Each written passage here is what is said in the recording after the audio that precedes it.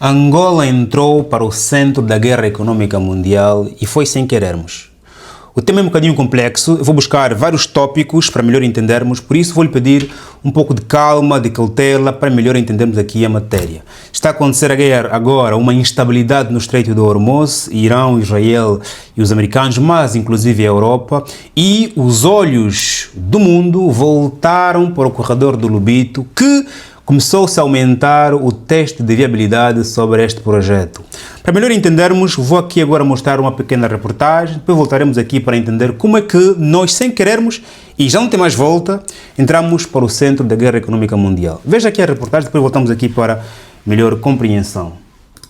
The Lobito Corridor is becoming a reality as trains begin transporting copper and cobalt from the DRC to Angola's Atlantic port of Lobito. Built around the historic Benguela Railway, the project promises faster exports and significantly greener transport than trucks. Having a train, moving these goods is 10 times more environmental friendly than moving these thousands of trucks. So this combined advantage really provide not only a financial and commercial plus for our client, but also make them fulfill their social responsibility and environmental aspect, which is more and more important. Linking Angola, the DRC and Zambia, the Lobito Corridor was pitched as West Africa's answer to China's dominance in African mining. Its bays host a commercial port, oil and gas terminals, and the mineral ports. Naturally sheltered, it allows year-round shipping. Because I've seen that there are many more passengers than in the past. In the past, during the colonial era, in colonial times, we only had 2 passenger trains a week from Lobito. They were the Texuria de Sousa, and we also had 2 medium-distance trains per week, also from Lobito. So that means there are only a few services a week. There weren't many passenger services because I already started working back then. Today there are more. It has increased a lot. Critics say the Lobito Corridor risks becoming another episode in the global scramble for Africa's critical minerals unless it delivers real benefits to communities across Angola, the DRC and Zambia.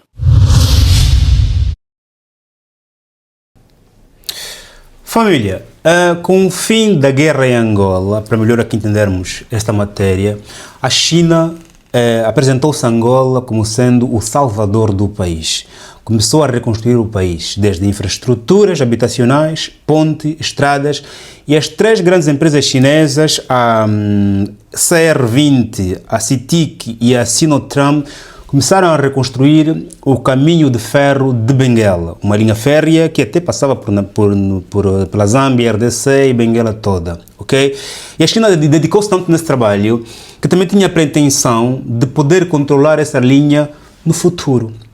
E porque o Corredor do Lobito é um projeto milenar, muito antigo, também estava em carteira da China reconstruir este corredor para amanhã controlar a rota do cobalto ou a rota dos recursos minerais africanos, porque o objetivo principal do Corredor do Lobito é de, todos nós sabemos, ninguém está a esconder, nem os americanos esconderam, nem os europeus, nem os africanos, que o objetivo principal é escoar recursos naturais africanos para o Porto do Lobito, um porto de águas profundas, e esses recursos naturais serem levados para a América, para a Europa e para a China, caso fosse necessário. Mas agora apenas para a Europa e para a China, porque em 2022...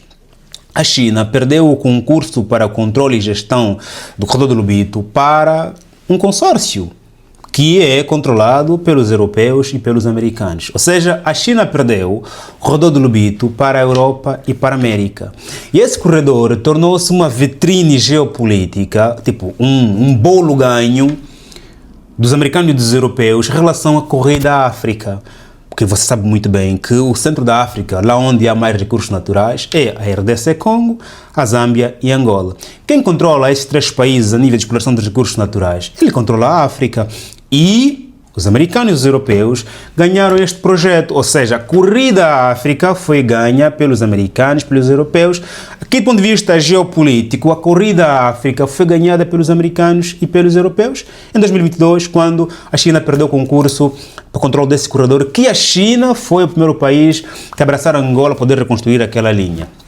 Ponto. A China perde do ponto de vista econômico? Não, porque ainda existem empresas chinesas a venderem material, a explorarem recursos, a usar inclusive a linha do Corredor do Lobito, e estão ali as empresas americanas e europeias, claro, a trabalharem na construção e também já na exportação de recursos naturais ou minerais. Ponto. Ou seja, neste momento, a União Europeia é o maior financiador deste projeto, que segundo dados, a União Europeia já investiu 2 bilhões de dólares nesse projeto. Os americanos já investiram 500 milhões de dólares nesse projeto. O Banco de Desenvolvimento Africano já investiu 200 milhões de dólares nesse projeto e o Africa Finance Corporation investiu 3 milhões e pretende investir mais 3 bilhões, pretende investir mais 5 bilhões de dólares nesse projeto. E é aqui onde começam os problemas. Mas não é te lembrar que é importante você colocar like neste vídeo para não se esqueceres, assim apoias o canal e também assim claramente farás com que o Joaquim volte para cá mais vezes poder gravar temas voltados à economia africana, geopolítica, política, fofocas, entretenimento e não só. Se você vai estar todos os dias bem atualizado sobre a África e não só, inscreva-te, subscreva, partilha se faz favor. Enquanto eu tomo aqui meu cafezinho, um café do Ghana, você faz like, subscreve, partilha, também pode tomar o teu café assim, poder aqui aliviar um bocadinho porque o tema era bem pesado. Família, os meus livros estão a ser vendidos em promoção, 2 livros, 16, é isso sim, 16 mil kwanzas, 2 livros, ok, ou 17 euros. Para comprar, podes comprar a partir do meu link aqui no meu site, ou então no primeiro comentário, tem ali meu WhatsApp, manda mensagem. Há aqui um comentário que diz, para comprar livros no WhatsApp, clicas ali, eu vou falar consigo pessoalmente, e 2 livros por apenas 16 mil kwanzas ou 17 euros. Aproveita que está barato por enquanto. Sem mais publicidades, vale aqui dizer o seguinte, família. Quais são os testes de fiabilidade que se colocam, ou de viabilidade em que se colocam sobre esse projeto? Por que razão Angola entrou para o centro da guerra econômica mundial? A guerra começou, a América ganhou, a Europa também, faz a corrida do projeto, já está ganho, ok? Mas começam a surgir mais dúvidas sobre esse projeto. Porque com a guerra no Estreito de Hormuz, com aquele fechamento, começou-se a perceber que de facto a energia renovável, solar, é muito mais sustentável, é muito mais segura e os recursos estão naqueles países que já temos o controle. Estamos a falar dos 3 países, a RDC, a Zâmbia, o Congo, que os americanos ganharam o projeto em 2022 face à China.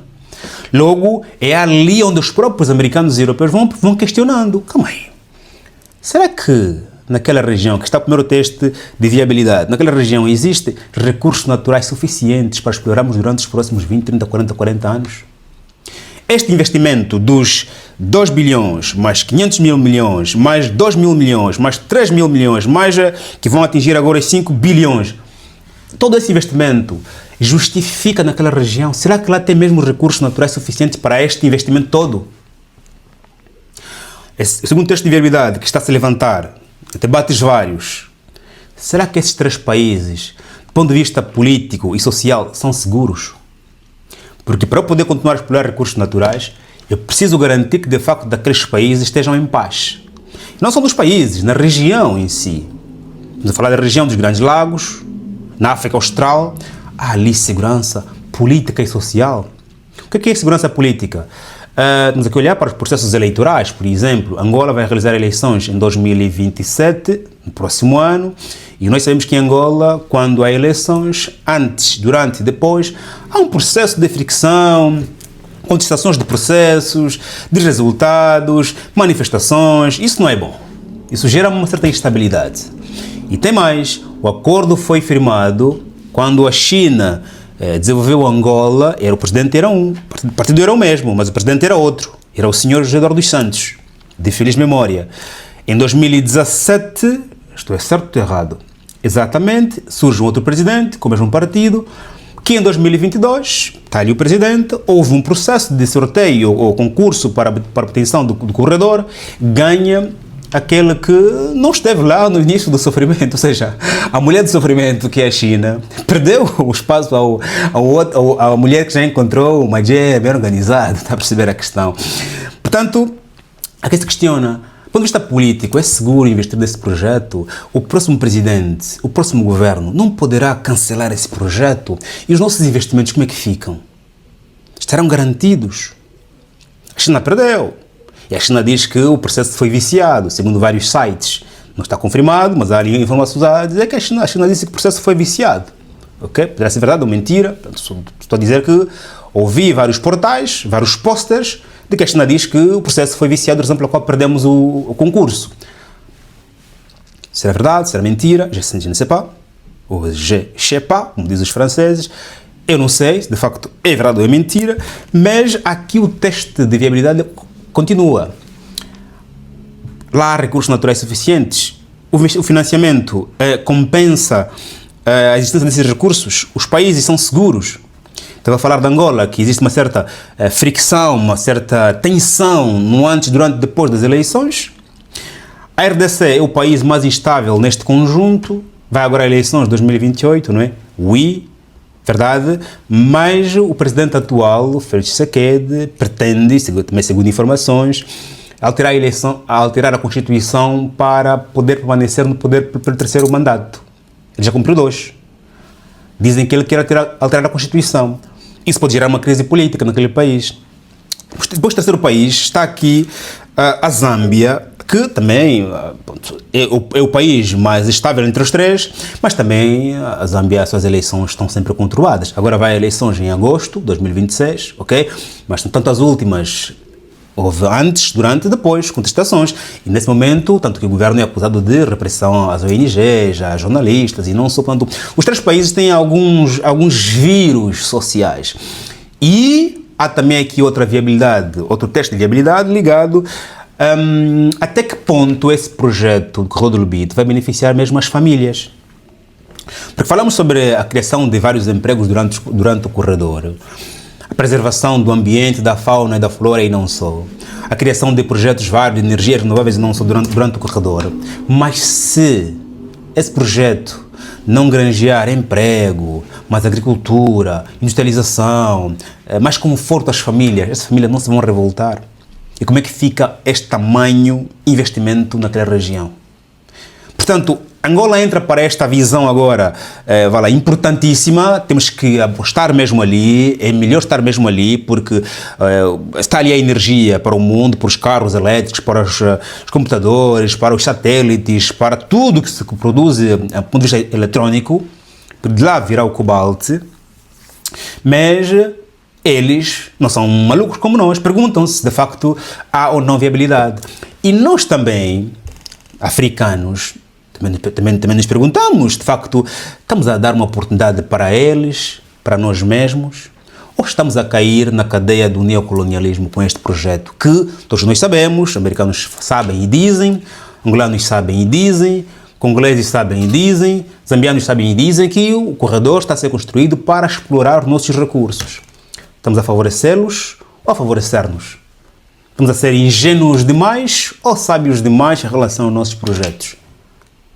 Há muitas questões que testam a viabilidade desse projeto, mas que esta guerra no Médio Oriente, este fechamento do Estreito de Hormuz veio trazer mais visibilidade e mais corrida para o Corredor do Lobito e claramente mais guerras económicas em volta desse projeto. A China poderá dizer assim, calma aí, eu tenho que ganhar isso de novo, pá.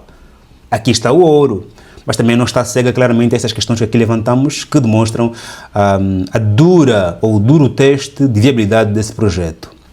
Eu não sei se você percebeu a matéria. Se não percebeu, põe aqui os comentários. Se você percebeu, põe aqui o seu acréscimo, se faz favor. Estamos juntos e eu claramente lhe pergunto. Estamos a ser ingênuos a aceder a esse... Fomos ingênuos, porque já está entregue mesmo.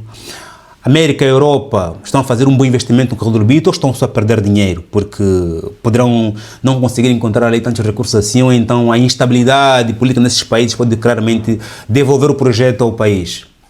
E do ponto de vista do apoio, da afetação das famílias, haverá realmente resultados ou não haverá? são questões para aqui refletirmos, para aqui analisarmos, porque o Estreito de Hormuz fez com que o corredor do Lobito voltasse aos olhos dos três gigantes internacionais, os americanos, os europeus, que são os maiores financiadores, e a China é aquela que teoricamente perdeu o projeto, mas que ainda continua por lá e ainda pode claramente voltar a relançar ou a ganhar aquele projeto. Mas, do ponto de vista, a corrida à África, os europeus e os americanos ganharam o projeto. Faz um like, subscreva, estamos juntos, até o próximo vídeo. E que Deus Todo-Poderoso nos abençoe como sempre. Amém.